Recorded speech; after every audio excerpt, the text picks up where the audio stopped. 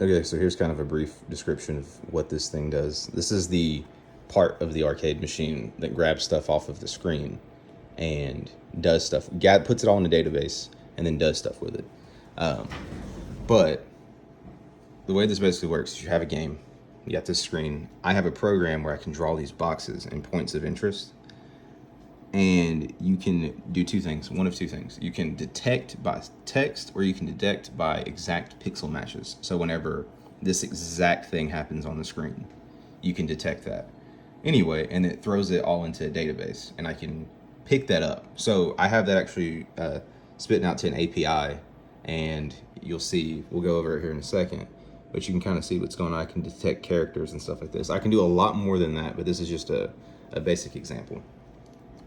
But you can see these boxes, it kind of highlights these points of interest, and these change. So they dynamically, like as the scenes change, it will pop up other ones and get rid of other ones. It's trying to save on compute. I mean, you see I'm not taking a full screenshot, I'm just taking little sections. But anyway, check this out. So this laptop is not connected to this machine at all. So this is running, it's got a gaming PC in here, 4070 GPU, all that. This is actually, I think, this isn't connected at all, or it's connected to the same local network, but I think this program's actually fetching the data from an API running on this machine over a public IP. So anyway, so it's very separated. But check this out, as I move stuff, so this is General Shao, player 1 should be Shang Tsung, there it goes, and look, I'm gonna do player 2, and you can see it move. Johnny Cage. Again, these aren't connected together and there's no code integration. And see, check this out. And as the scenes change, so I can select characters. As the scenes change, like this is, now it's selecting cameo characters. It should say Serena. Let's do Sector. And then I can even detect maps and stuff like that. But let's see, which one did I get? All right, so it should be say Serena. Oh, sorry. Yeah. Shang Tsung with Serena, Reptile, and Sector.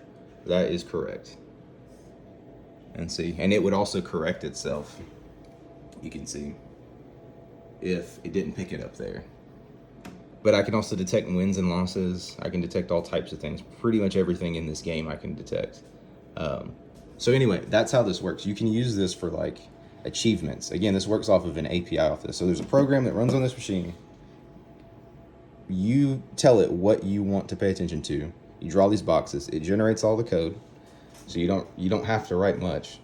It spits all the data out. It puts it together over an API, and then you can access that API from third-party services. So I can have like a screen down here that's running a web app that grabs the data from here, and it's technically a different app entirely.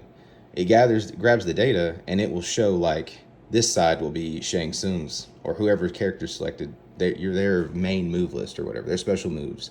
And you know, same thing for player 2. And I can have specific things like win and loss and stuff like that. But I can also do like run a tournament bracket for esports off this.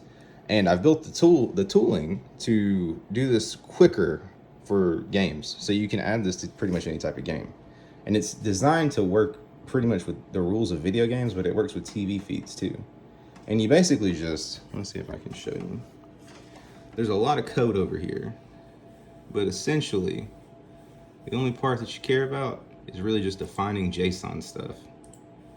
So like character names and things like that, but you load it up with basic data about the game, and then load up boxes that cover up points of interest.